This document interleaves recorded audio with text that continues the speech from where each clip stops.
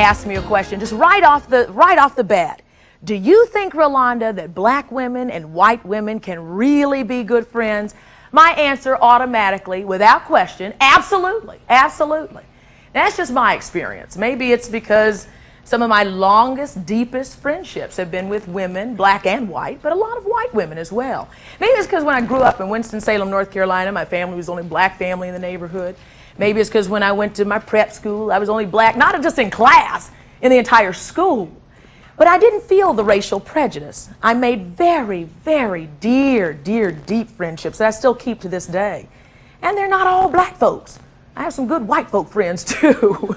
But then there's some folks who will say, now wait a minute, Rolonda, snap out of it. The reality is, as adults, few women are really close friends with women of another race. Now, that may be hard for some of us to swallow, but some say it's reality. I mean, many black women complain that white women have special privileges over them. At least that's what Linda TATUM, a psychologist from Los Angeles, California, says. And Barbara CEPTUS, a student at Tufts University in Boston, she agrees. Both of these women agree that white women have more privileges in society today. And that's what's causing a lot of problems, you think, between black women and white women. Linda, why do you feel that way? Because that hurts me to hear that. You don't think it hurts me too, Rolonda, you know, but I'm reporting my life experience personally as well as with clients who come into my office. And you grew up in a world where you didn't feel the racial prejudice. And the one thing I want to say before I get started is that I don't say that being black or being white is better or worse or should have any special privileges attached to it one way or the other. But I do believe that we are in fact different. How do you think, or what do you see are the major differences that might keep us from being close as friends? Well, you know, I think that most people feel most comfortable talking about really close personal issues with other people who've had similar experiences to the ones that they've had. Because you can value somebody else's opinion maybe who's been through it the same way you have and has had the same kind of background. And I think that people are, again, I'm not saying that I'm happy that it's this way, but I feel that people are more comfortable with people who look like they look, who dress like they look, who listen to the same music, eat the same food, do the same things they do. It is boring. But we're talking about, No,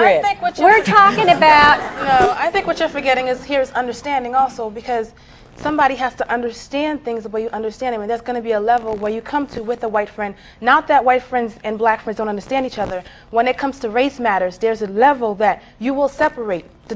You will not understand the same things. You'll view things differently. The understanding you have, you'll start to become a different level, and that's what I think. That's what the main problem is. But doesn't that breed good understanding, good conversation, good debate that brings people closer by understanding the differences? Just like you want common grounds when you walk, like I say, if we all walk into a room full of men, as women, we will automatically relate to each other. If I walk into a room with a whole bunch of white people, if I see the first person I see if it's a black male, I will automatically relate. I want somebody to talk about the differences, but there comes a point where you need to talk about things that are similar, where you need the understanding, and that's where, I mean, I'm not saying you can't be friends, but I think when push comes to shove, your relationships are going to break apart. Linda, I agree with everything Barbara's saying, because that's what I'm saying too.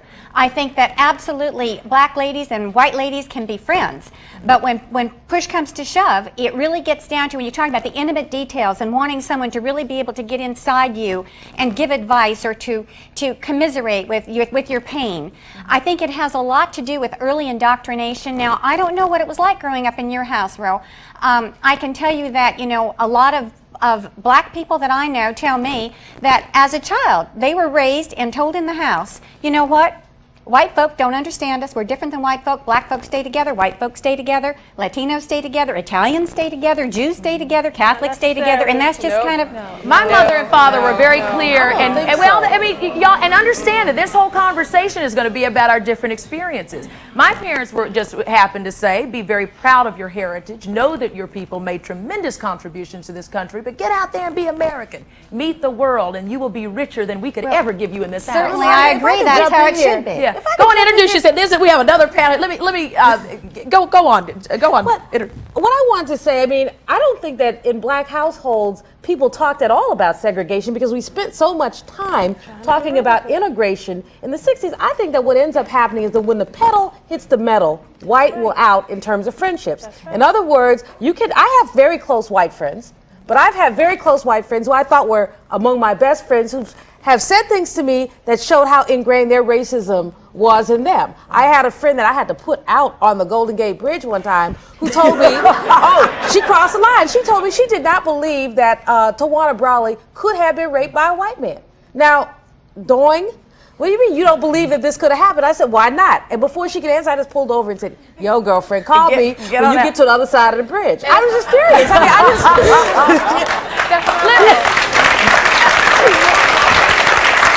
Let me bring some more folks into this conversation. I want you to welcome race relations expert Dr. Robin Smith, Patricia Ireland, the president of the National Organization for Women, and Dr. Julian Malveaux there, who you just heard, a syndicated columnist. Let me go back, though, to Linda. Linda, give me an example of two different conversations that you think, or a conversation that you think that black women have that you could not be a part of. Let's say you go to lunch. Okay. Well, I would say that going to lunch, the conversations normally are quite surface kinds of conversations.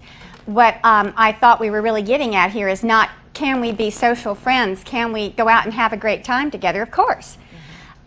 When I'm interpreting as can they be really good friends is talking about really getting down to soul issues. And again, what a white person particularly would talk about that would be different, I can't say. The only thing I can say is that I again feel that in my case, for instance, in the circles that I travel, there are very few black people. Now, is that because I do that intentionally? No, it isn't. Mm-hmm. I'm from Los Angeles, and my son goes to a privileged school, and I say privilege has nothing to do with race. It has to do with the fact it's a private school, it's not a public school, and I'm very grateful for that opportunity, but he doesn't have very many black children there, so that his playmates are not. I haven't done that intentionally. It's just that that's how it's worked out. You know, Linda, it was funny because when we were interviewing you before the show, some of the things that came out in your interview, we were just kind of like surprised by your being a relationship therapist. One of the things that you had said was that you felt that there was a difference in the conversation that black women and white women would have. You feel that black women would have conversations about ghettos and drugs and guns, and white women would not. That was part of your interview. No, so I just want to know, did you really say that? No, I think it's been misinterpreted. She said it. I said that I think. Were you there? Honey, been there, done that, heard you before. Okay. Rolonda, I think what I was saying, and that quote came out of something. I'm not saying that anybody made it up, but it was taken out of context. Okay. And that is when I was asked what problems particularly might be different between races. Certainly there are, those kinds of problems prevalent in all across the boards. But I do feel that again, you're asking me, I was invited to come on the show to talk about my life experience. Okay, my life experience also has been that of a minority in that I'm Jewish. I grew up in a school where I was one of the only Jewish people there, and I remember when I was married and moved up to Northern California, I was introduced to people that my husband worked for, and I was told I was the first Jew that they'd ever met, and like I was some kind of a witch. And so it's like, being a minority is something that I understand and I empathize with. And I'm not saying that one thing is better or worse. I just think they're different. Okay. Well, I want to get back because Robin is a race relations specialist and Patricia Ireland for the National Organization of Women. I'd like to know how you pull women together of varying backgrounds to not only build friendships, but to support issues as well. Up next, also, a young biracial woman tells us why assumptions can be so dangerous. She says she identifies herself as a black woman. Now, let's find out what her white mother has to say about that. Stay with us right after this. And I want to hear from the audience, too. You guys are really getting involved here. I suffer from race, class, and gender inequality. I wear a crown of knowledge because I'm a conscious queen. My master's one of happiness, but my history here is full of misery, done deliberately. I am America's true Statue of Liberty.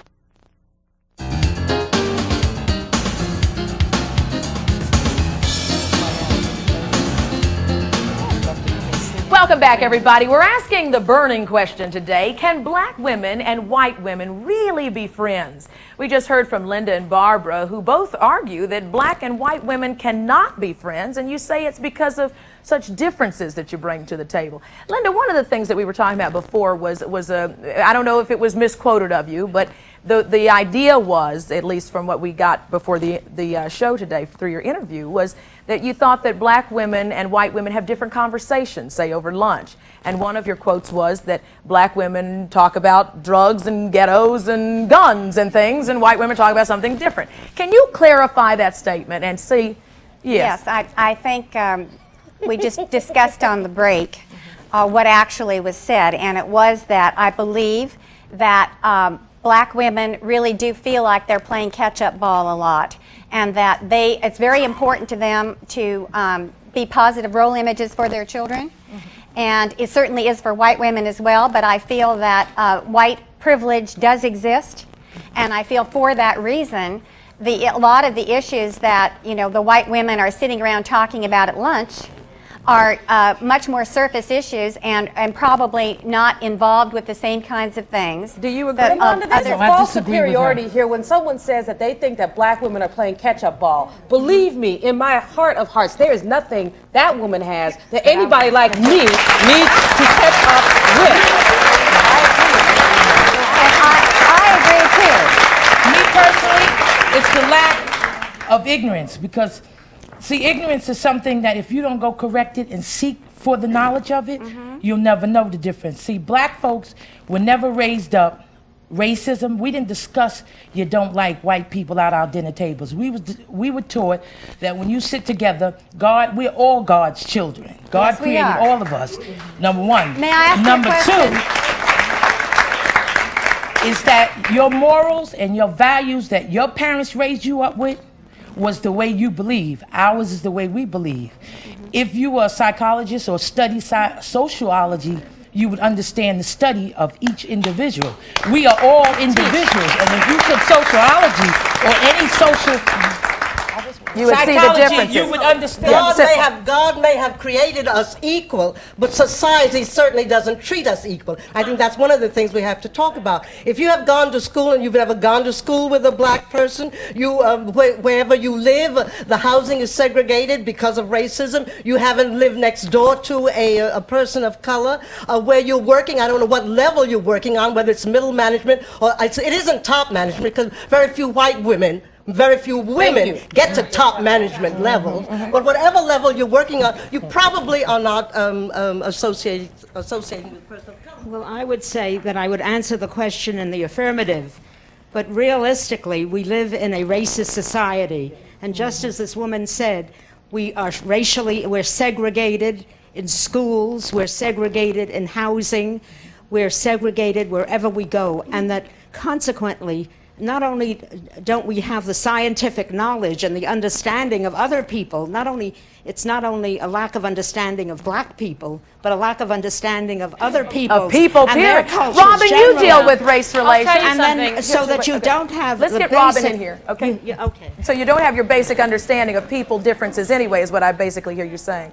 What do you say, Robin? I'll tell you something, Rolonda. One of the thoughts I have about, as I'm listening to all the dialogue, is this, that part of what's required for us to heal is that our denial be broken. And America in general, and we as people, are really in denial. And so as Linda's speaking about privilege, part of the issue is not only her experience, but it's really about in what ways is she carrying, and do many of us carry denial about privilege, about how people got it, and are we willing to give up some of our privilege to begin to redistribute it with other people? And that is very frightening when we start to think, it's fine like on a political way, maybe I'll share, but when it comes down to, do I want to give up some of the safety I think I have? Do I want to start giving some of my money to what might make this privilege more fairly distributed? We really find ourselves getting greedy and Patricia, hoarding. I see you shaking your head here. Well, I think there's some very interesting points that she's raising, and among them, when I think about the relations among men and women, or between men and women, some people perceive that being treated equally or fairly or with justice is going to be a step down for them. And that is something that we have to be willing to give up as white people, and that men have to be willing to give up as men, I think ultimately it's better for all of us, for the whole society. But as I was listening to the conversation and thinking about friendships, which is where we started, I think that I, for instance, can be better friends with people who are politically committed to making those changes, and that's irrespective of race. I would have put that woman out on the bridge. Linda, a question for you. Would you let your son play with a black child? And if your son was old and dating and he brought home a black girl, would you let him date her and accept her? Absolutely. In fact, one of my daughters goes to Georgetown, or graduated from Georgetown, and had a lot of very close friends who were black. Now, one of the things that I would like to say here is, again, I was invited to this show not to talk about how I feel, but to report what I am experiencing. I also believe that we are all one, that we are all God's children, and it pains me.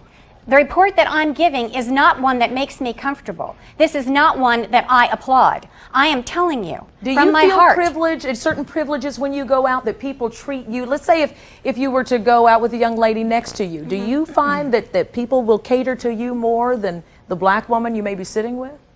Do I find that? I can't tell you that I do find that. Yes, I don't. The real issue is this: whether she found it or not, the kind of white women that I'm friends with are the kinds who, when they find it, stop it.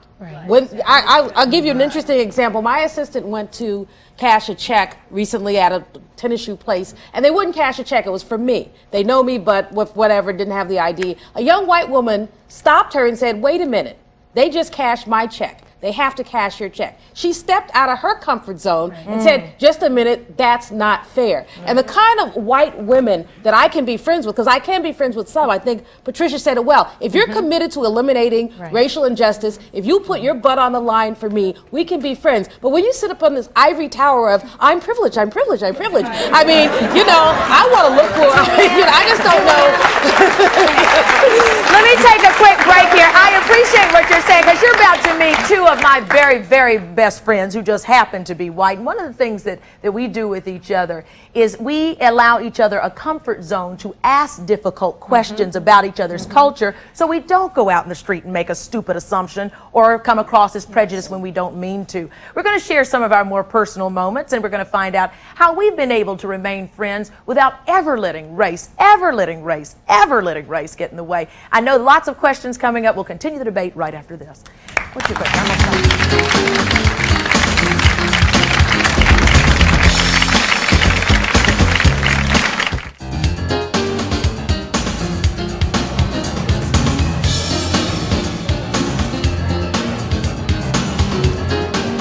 Interesting debate going on here on the Rolonda Show today. If you're just joining us, we're asking the question, can black women and white women really be good friends? We've got some varying opinions here. And let me bring in some new folks here. I want you to meet Jessica Care Moore. She's a poet from New York City. And her mom, welcome. You've got some fans over there. I also want you to meet her mom, Irene, who is from Detroit, Michigan. Yeah, you can clap for mom, too. Jessica says that she identifies herself as a black woman, although her mother is white and her father is African American. Before we talk to Jessica, I want you to take a look at Jessica in action. Look at her stick here. What the liberated woman gotta do? Place my name in wet cement every month. I pay the rent. Put my silhouette on a stamp. I'm not a hoe, slut, or a tramp. My children aren't on crack, and either am I. I want to see the words gold strong black woman when the good year blimp flies by. I've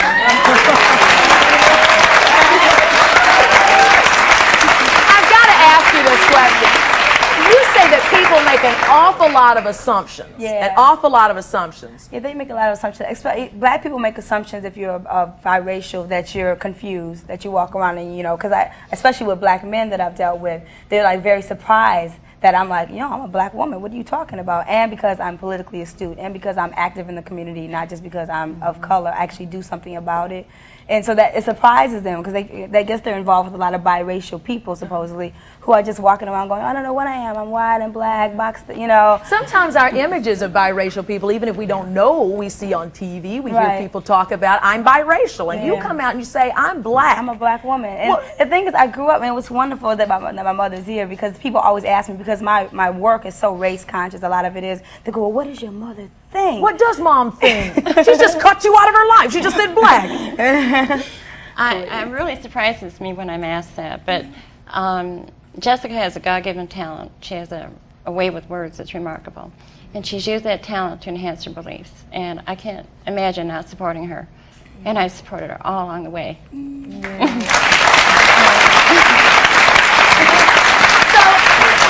Let's hear your words in the answer of, do you think that black women and white women can really be good friends? I think I can be friends with anyone who isn't ignorant. You know what I mean? It's like I can't be friends with some black folks because they can't get down with the things that I can get down with. Right. So it depends on the mental ability. You know, just like she said, if someone is actually down to get in the trenches with me, then you're okay. You got my back, then you have my back. Right. You know, I've grown up. I had white friends and black friends. I went to all white Catholic schools, and I went to all black Detroit public high schools. So I had both friends. You know, growing up, and but I have found that my white friends have trickled off. You know, I saw that there's something that said I didn't lose white friends after I did the Apollo, but my white friends have drifted down as I've gotten older because I'm more involved with more serious issues.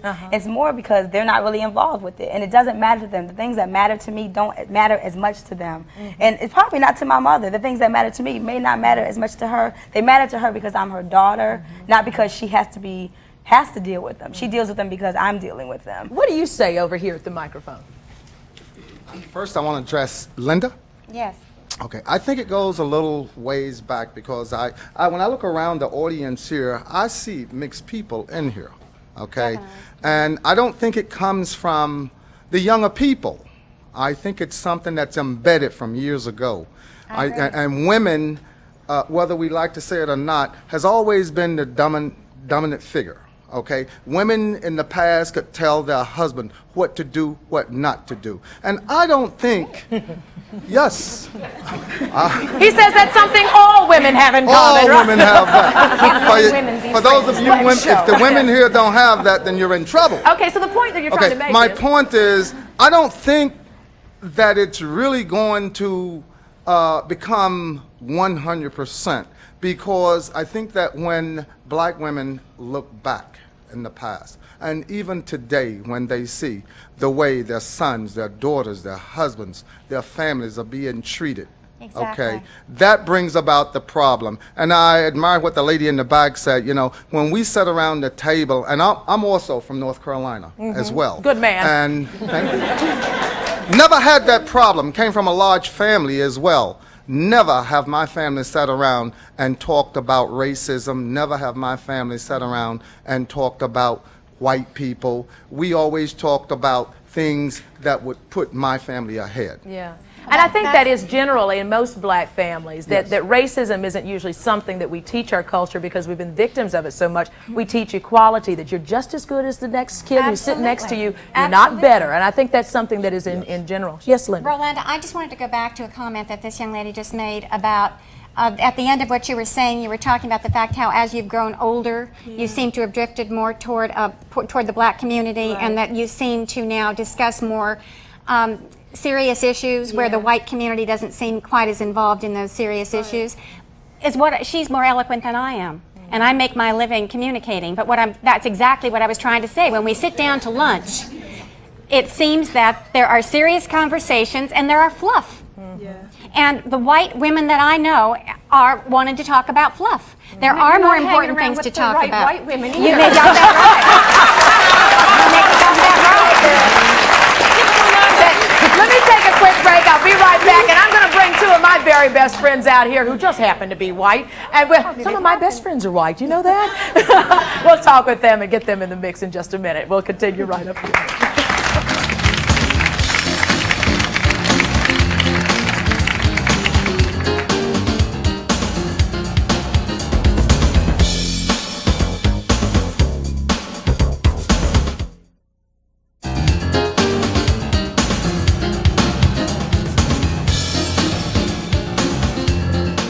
As we continue our debate today, can black women and white women really be friends? I know we got a little fire going here. Julian, what did you want to say to Linda?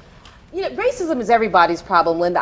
It is untenable in a multicultural society for you to put yourself in this privileged tower and to assume that it's not your problem because you live where there are no black people, you send your son to school where there are no black people. You know, Los Angeles is going to be majority, minority. Where you live is going to be majority, minority. And you can put your head in the sand and pretend it's not going to be that way and say, Julianne, oh, I just don't know any black people. That is unrealistic, and it's going to come back and bite you in the butt. Excuse me. When did I ever say I thought it wasn't my problem? I think it's a huge problem, which is the only reason that I said I'd sit up here on this stage and get blasted like this, because I'm reporting. I'm not telling you how I feel. I'm telling you how it is out there. Linda, with your body language and with everything else, you are telling us how you feel. Do y'all know how she feels? Come on. You are telling us that you are above this, and that you are telling us that no one travels in your circles. You are telling us what you think about this topic. You may be unconscious about that, and I don't want to pretend I'm clairvoyant. I'm very talented, but I'm not clairvoyant. However, I think you're sending out vibes that are readable by anyone with 2 ounces of good common sense. People are shaking their heads because it's absolutely the case. But is anybody here in defense of Linda? Rolonda, one of the issues I think we really also need to look at that really is surfacing for us here is that everyone loses when you don't embrace difference. And one of the things we were just talking about is, you know what keeps us separate? Fear and insecurity. That's the real issue, that we're scared of difference. But part of the thing we're also scared of, I believe, is the very inevitable conflict that arises when we start talking about things that really do matter to us, when we feel we're misinterpreted or when we read someone's body language one way or another. There is invariably, when we have at least enough trust to be honest with each other, it's going to feel like more conflict initially. And that, I think, you have to be willing to trust and commit to a relationship. I tell you, 2 women who have my back more than folks who are connected with me in blood are Caprice Benedetti up there and Roberta Katz, 2 of my oldest, dearest friends. Let me tell you something. If a bullet was coming, either one of these women would jump out and stop it. That is how close these women are to me. Believe me. Believe me. These are my sister women. These are my sister women. And sometimes when we're talking, we forget we're so different. Robin, remember that conversation Roberta and I had one time? I was asking you stuff about being Jewish, and teach me that, because I hear everybody else saying this about Jews. Can you just tell me? And we share those things. Go on, y'all make your own comments. I think that what Ro is saying is very important. I think we have a real choice in life. We can choose to look for our similarities and what we have in common. And then we can find evidence to prove that we have a great deal in common, or we can begin with the premise that we are different, and then we can go on a hunt for our differences, and we can prove that yes, indeed, we are very different. And it's how you look at the world. It's not to begin to say that we don't have any differences, but let's begin by what we have in common. Let's look for those things that we have in common. That's where we begin our dialogue. And dialogue is the most important piece. That's our bridge. That's how we get from similarities to differences. And in differences lie the real richness of friendships. What Ro is saying is that she sits at my table and eats bagels and lox. I make her chopped liver. Hey, listen, I can even say this, the whole mushbucha. Because she said, if you're going to say it, get the ch. Right. We practice the sound. Now, I go to her house, and she teaches me to eat barbecue and other assorted things that I had never been exposed to. Wait. You forgot the fried chicken. And the fried chicken. She makes only fried chicken. That's right. But and Caprice is making sauce. Soft shell crabs. Go on. Obviously, we share eating together. And it's one wonderful way, and I know in one of the earlier segments, somebody talked about sitting down at the table in their home, and I think that's a wonderful way. Sit down at the table. What a great way to start sharing cultures, and how rich that is. If you only ate fried chicken, and I only ate bagels and lox, our life would be much slimmer and less colorful for it. That's right, and I would be a lot thinner. Wouldn't have to go work out. But I think that probably with us, if there was a big difference, it would be that I'm from the South and you're from the North. Absolutely. That's more different than our race differences, I think. Absolutely. Yeah. I think that Ro and I are both kind of colorblind. Everything sort of looks like shades of human to us. Yeah. And that's really just the way we experience the world, and I'm not quite sure why that is, but it is so for both of us. But you know what, one thing I would just say about that? I understand your point about being colorblind and just seeing the world as human. But what happens when you see the world as human and the world is pushing color in your face? Yeah. What happens then? Or what happens if you see the world as human and you discount the history and the culture and how that has an impact on people's lives? I think what Barbara's saying is you don't even have to go into history to see the woundedness. And I think part of, as I'm listening to you, and it makes sense that you have this wonderful friendship and connection, but I'll tell you how that conversation could injure African American people. What they'd say is she doesn't get that we got really hurt. And so even in marriages, when people are trying to repair relationships, one of the first things that must happen is ownership of the injury. Ownership of the woundedness. And then we can look at where we're similar and really rise above it. But when you come to wounded people, when you go to let's get out of color for a minute. You go to a battered woman and her husband comes back to her and says, you know, I feel so connected to you. I love you deeply, but she's been battered and slapped and bruised. You know what she wants to hear? Not about how much he loves her. She wants to hear him address the way he wounded her. That's right. And then his word means something. That's right. You know, it's interesting. When I went to that all-girls high school, this was a high school founded back in the 1700s, and I was the only black in the whole high school. During that time, Roots had come out. You know, it was a big epic, and we all related as young girls to Kizzy. And at the end, something horrible happened to Kizzy, and the slavery thing was going on, and Roots was running every night, and it was a big deal. And I'll never forget when we were watching the show together, because it was part of our U.S. history class. Everybody was crying, and then finally one little girl turned to me and she said, Rolonda, was it really like that? Yes. And I said, honey, that's only what they can show you in primetime television. And I pointed out that in Virginia, where you're from, they still have auctioning blocks as part of the tourism trade. And over here, where you're from, did you know?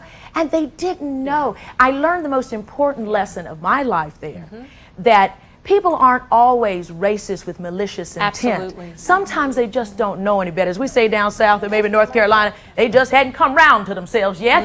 But you know, but that's part of growing and learning, and hopefully build. That's why those friendships are so tough. And part of the grace we need to offer people, but you can't offer grace when people are denying it and saying, I don't understand what you're so upset about. We need to say, you know what, you make so much sense to me. And see, her point about denial is so incredibly important at this time. I live in Washington, and you walk through the malls in Washington, D.C., there is nothing that speaks to, from, and of black people at all. You've got Vietnam Veterans Memorial, you've got the Lincoln, you've got the Jefferson. We were slaves. There would be no United States of America if we had not donated, involuntarily, of course, all that free labor. And a black man laid out the way that the streets are laid out in the nation's capital, all those things. But I got to take a quick break. When we come back, and Caprice, I want you to tell that story about the time you were dating that black man and what that black woman said to you, but we'll be right back in a minute. Coming up next, we're going to meet a woman who claims that many white women have only a token black friend just so they can relieve their liberal white guilt. Well, Caprice and Roberta, I'm going to let you get a shot back on that one, too. Am I a token? We'll be right back in a minute.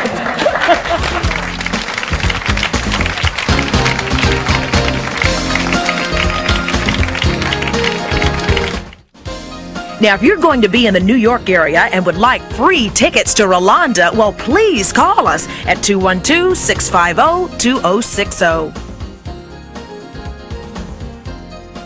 We're talking today about whether black women and white women can really be good friends. We've been talking to two of my closest friends, Caprice and Roberta, about our friendship. And Caprice, why do you think that we never think about race when we talk to each other, unless we're asking specific questions? We talk about food all the time, and men all the time, and clothes and all those things, but not race. You know, it's never been an issue. I mean, I think the way I was raised also was very, very open-minded and very, very liberal. My mom had just a multitude of friends that were constantly coming in and out of the house. I mean, I had my grandparents, great-grandparents, her black friends, her white friends, her Asian friends, her Indian friends, everything. So growing up like that, it just wasn't, you know, unusual. It was the norm to me.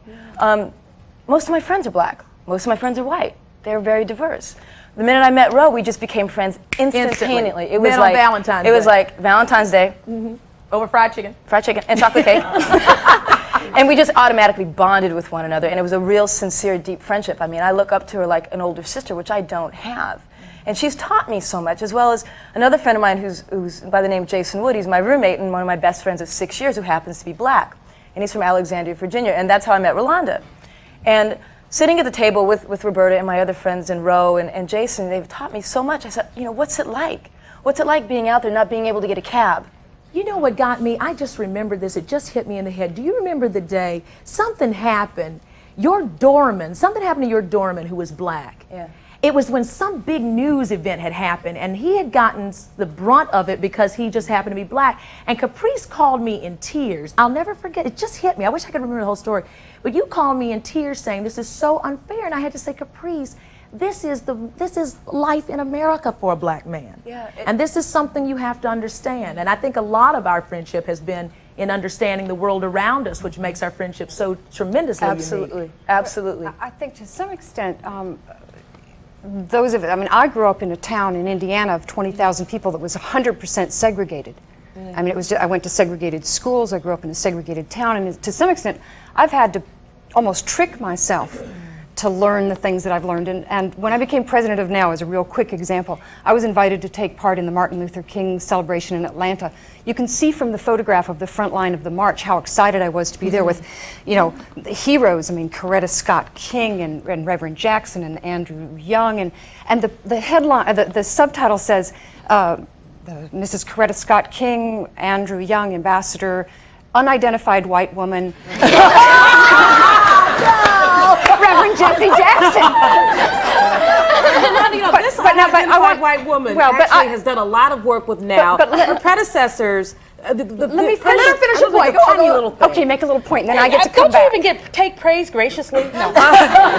You know, her predecessors and NOW, the things that we're talking about in terms of personal relationships really do boil over to the political, because the more important issue for me than the personal anecdotes and all this is how we transform our country into a just country. And Patricia Ireland has been at NOW one of the people who has gone on the line for civil rights issues, who's gone on the line for black issues, who's fought for affirmative action. I mean, she really is the kind of white woman I could be friends with. Go on, Patricia, make your point. But I mean, I think from that experience, Julianne, part of what I learned was in the women's movement, for instance, how invisible African American women have been. How many times do I hear that the women's movement, the feminist movement, is white middle class?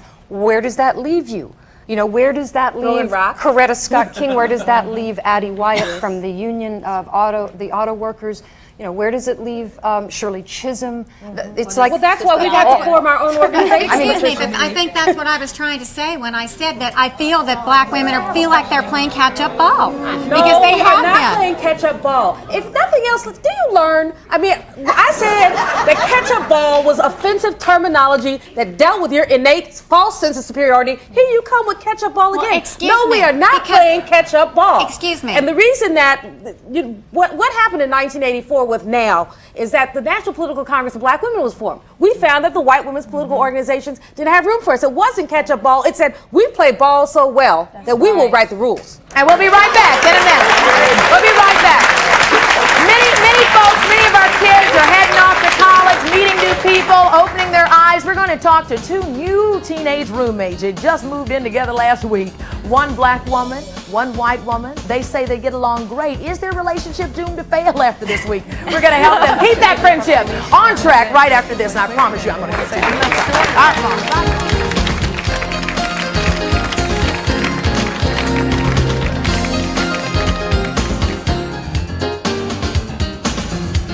And I know better. This 19-year-old man has a point to make. Go on. I just want to make a comment. I'm Italian, and I was growing up, you know, with an Italian family and everything, and I was never really around black people. But I realized, like, as I went to school and I've conversed with them, I've learned to grow with them and understand them.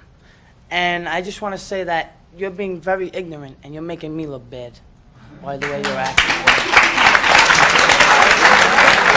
Because, one more thing, just because I've known a lot of white people that I particularly do not like, and a lot of black people that I do like. I agree with you. Because People they're are two different people. people. It's not the color, it's the attitude of the person. I agree with you. What do you say over here, sir? What do you say? I like to say this. I'm listening to what you women say, but the reality is, in New York and the Bronx, not all the Bronx, northern part of the Bronx, they have full-grown men who insult not only black women, Hispanic women, Arab women. It's always something derogatory. If they ain't yelling and screaming about the Nazis, the Ku Klux Klan, or the skinheads, or how they're glad the black churches got burned down. See, so I believe we people can be friends, but racially, we have to still understand it's racist and it's violence, okay? And everything doesn't take place down south. And the black woman in particular has to redefine herself, whether it's her hair, whether it's her whole manner of being. And I also like to say this, with all due respect, blackness is a state of mind, as you see the sister up there. But some of us, and I'm not ashamed to say it, will still call you a mulatto. That's an old slave term in Egypt. Whatever. Something. I have nothing against yeah, you. it's a slave term that they use. I mean, during the Jim Throw down Crow with Webster area. Dictionary. Yeah, but the thing is, it's an old term that we should I know really what you're get saying, rid of, but I you don't know? control Webster Dictionary. That's who Right. you have to get after. No, That's all I have to I'm say not because other fighting people got to talk. That's right. Caprice, tell us of that time. You actually dated a black guy, and you got some repercussions for that. Yeah, you know, it was a real shame. The gentleman that I was involved with, we had met in Paris, and we had a good 6-7 month relationship. And wonderful, wonderful man. His family's from Germany. He was half black, half white. We came to New York. He came a couple months later, and we started dating here. And business was going so well for him, we started walking down the streets arm in arm, and people really had a hard time with it. And I'm saying, God, this is 1991. Get over it. You know, we're just like two good friends. The love and the affection was so intense, and it was a genuine love for one another and care and concern. People walk down the street, and I'd hear it from whites, from blacks as well, from any other racial group. How could you do that? That's disgusting. Leave that behind closed doors. And I was like, wait a second here. This was really starting to affect our relationship. He started to distance himself from me quite a bit. And ultimately, it did break us up. Now, there was problems in our own relationship, but it made me ask you questions. What's the plight? Where do you stand? Why can't you walk down the street in 1990? I remember you asking me, why do black women get so upset when they see me with this black man? Heavy. I mean, violent. Well, was he fine? He was gorgeous. And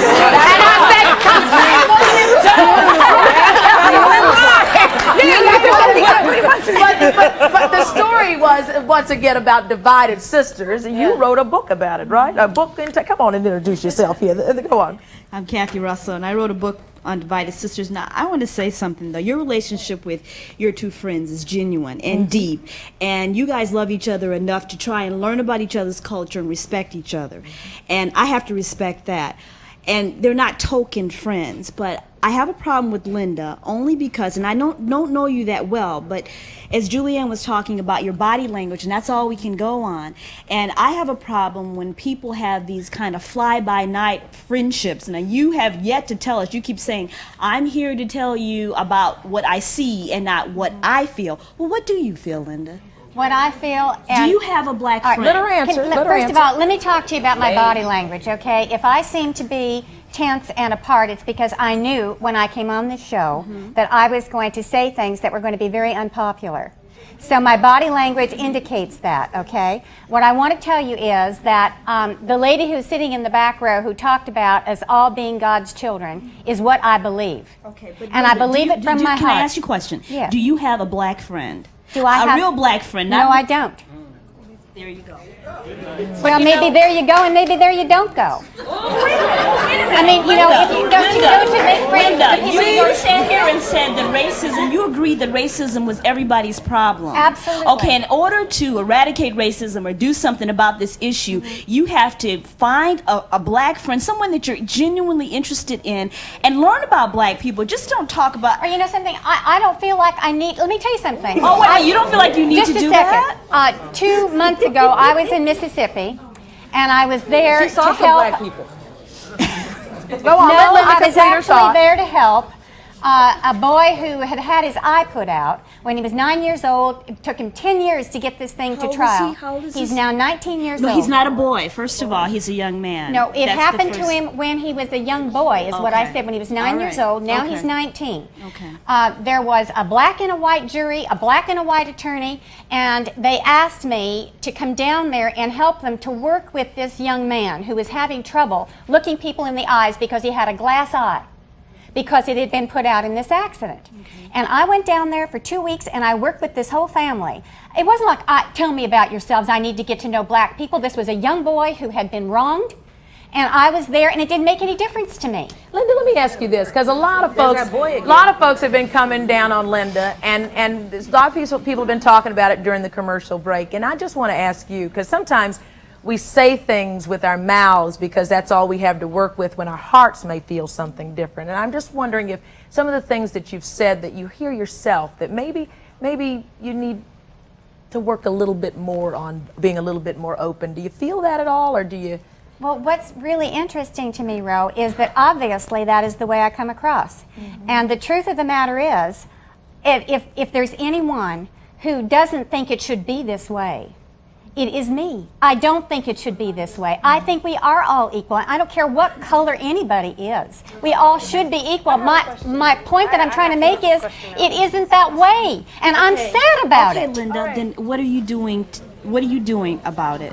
What are you doing to contribute to helping solve this issue? What are you doing? Well, you know, obviously not as much as I should be. Okay. But you So know what? that's I'm all I also would not ask of doing you, anything Linda. to contribute to keeping it that way because I don't think No. right. When you're not doing anything, Linda, you are doing something to contribute to keeping it that way.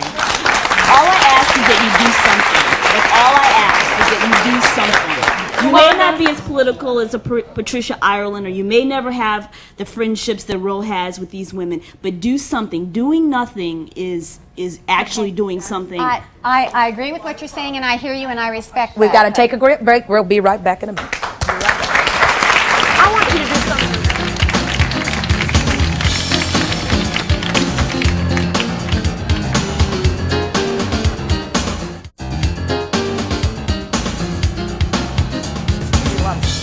Look what I found in the audience. Look up here. 2 college freshmen been in college 1 week. This is Sonia from New Jersey and Megan from Maryland, and they're currently studying at the Pratt Institute here in Brooklyn. Well, they've been roommates now for just over 1 week. And how y'all doing so far? It's okay. Okay. Well, we just started, so we're still finding out, our differences and similarities, but it's working out okay now. So there was a shock issue when you walked in the door and you said, "You're my roommate." Did you have an instant feeling at all about the difference that you saw? Well, not so much. I mean, we spoke on the phone before we met, but she, I've been around all blacks, like basically all my life. She's been around all whites basically all her life. But I mean, it's an experience. We can learn from each other also. Yeah. So what are you thinking, Megan? Well, I have had some black friends before, and then with having Sonia as a roommate, I've been able to talk to her about issues and feelings, and basically I really didn't look at the color, I looked at a friend. Yeah. Oh, that's nice. Now listen, you know how it's hard living with folks. You're going to have a lot of issues, but you can be really, really good friends. Do you believe that black women and white women can really be good friends? I do. I do too. Yeah. Yeah. But I think one of the things it requires is a consciousness. I'm thinking about when you called Rolonda and said, what's going on when you were dating this guy? Why do all these black women, why are they so angry? And the naivete, how you were raised, that's rare. Many of us were not raised that way. Few of us were.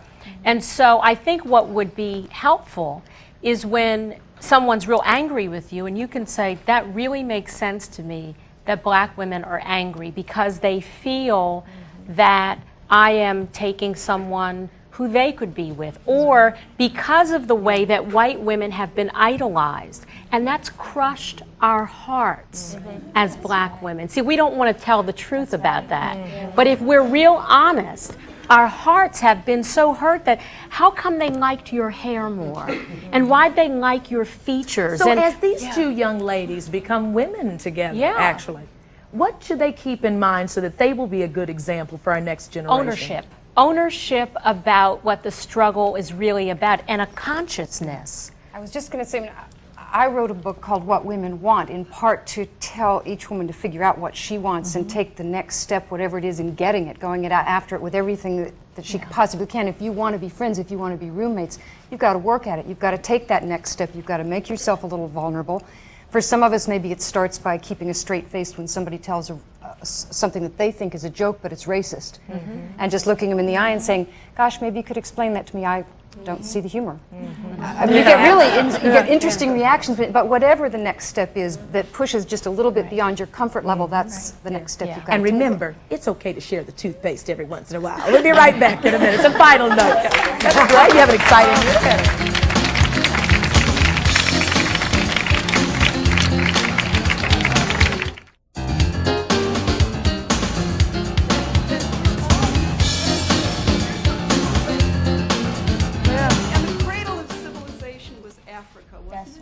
True that, true that. We've just been talking during the break. The lady says we're But all also, mixed. I want to say about friendship. Friendship is close to love.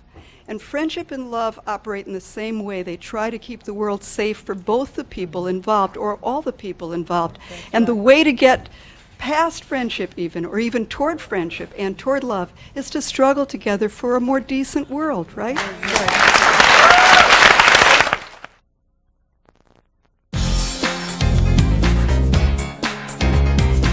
Cups, anything you want. But I'd like to do that. Hey, just before we say goodbye, there are probably lots of us who are going out after this show who are going to run into other people or who are different, who might say, you know, I think I'm going to try to be a little better. Roberta, go on. You were saying some things to keep in mind. I was listening to those college students, and for years I did multicultural training with college students. And what we really need to do, the heart of it, is to have the courage to talk about what's taboo and to really listen, to truly listen, so you know that the guy who became a great runner did it because he was being chased by white kids, or the girl who doesn't want to go into a store says that when I go into a store I get followed, and a white person doesn't understand what that experience is, or I get pulled over on the parkway more often than you do. We need to hear it. We need to truly learn to listen. That's right, because what we always say is this may be a talk show, but the art is truly in listening. Thank you all for being with us. Have a good day.